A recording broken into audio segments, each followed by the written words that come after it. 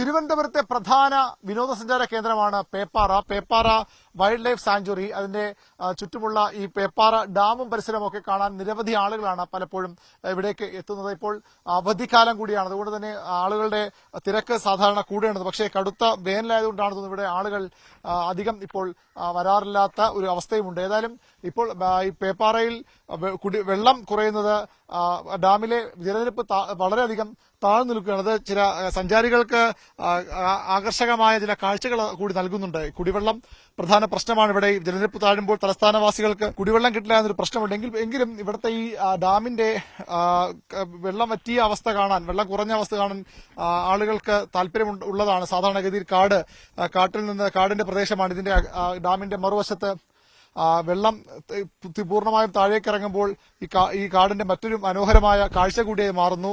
ഒരുപാട് പാറക്കെട്ടുകൾ തന്നെ ഒഴിഞ്ഞ സ്ഥലങ്ങളും ഉള്ള ഒരു പ്രദേശമായി കൂടി ഇത് മാറുകയാണ്. വലിയ രീതിയിൽ ആളുകൾക്ക് കാഴ്ചയ്ക്ക് ഭംഗിയുള്ള ഒരു സ്ഥലമായത് ഈ വെള്ളം കുറഞ്ഞ സമയങ്ങളിൽ മാറുന്നുണ്ട്. ഭാഗ്യമുള്ളവർക്ക് അക്കരെ ഈ മൃഗങ്ങളൊക്കെ ചില സമയങ്ങളിലൊക്കെ ആനയെ ഉൾപ്പെടെയുള്ള വന്യമൃഗങ്ങൾ ഇവിടേക്ക്, കാട്ടുപോത്തൊക്കെ ധാരാളം വന്നു പോകുന്നൊരു സ്ഥലം കൂടിയാണിത്. ആനയും കാട്ടുപോത്തിനെ കാണാനും കഴിയും. ഇതിന്റെ ആ പ്രദേശമൊക്കെ നമുക്ക് ഈ ദൃശ്യങ്ങളിൽ വ്യക്തമാണ്. ഈ വേനൽക്കാലത്ത് ഉച്ചസമയമൊക്കെ വലിയൊരു കടുത്ത ചൂട് ഉണ്ട്. പക്ഷെ അത് കഴിയുമ്പോൾ വൈകുന്നേരങ്ങളാകുമ്പോൾ മനോഹരമായ കാലാവസ്ഥ കൂടി പേപ്പാറ ഡാം സഞ്ചാരികൾക്ക് നൽകും. ഈ മൃഗങ്ങളെയൊക്കെ കാണാൻ സാധിച്ചാൽ അതൊരു ബോണസായി മാറുകയും ചെയ്യും. കൊടുങ്കാടാണ് ഇതിന്റെ എതിർവശം. ആ ഭാഗമൊക്കെ വളരെ മനോഹരമായ ഭൂപ്രകൃതിയാണ് ഈ പേപ്പാറ ഡാമിനോട് ചേർന്നുള്ളത്. ഈ ഭാഗങ്ങളിൽ സാധാരണ വെള്ളം നിറഞ്ഞു നിൽക്കുന്ന സ്ഥലമാണ്. ആ തിട്ടകൾ പോലെ കാണുന്ന സ്ഥലത്തൊക്കെ വെള്ളം കെട്ടിനിൽക്കുന്ന വെള്ളമുള്ള സ്ഥലമാണ്. സാധാരണ സമയങ്ങളിൽ വേനലാകുമ്പോൾ അതെല്ലാം താഴ്ന്നിറങ്ങി അതിമനോഹരമായ ഒരു ഭൂപ്രകൃതിയായി കൂടി പേപ്പാറ മാറുന്നു. നമുക്ക് മലനിരകൾ കാണാം.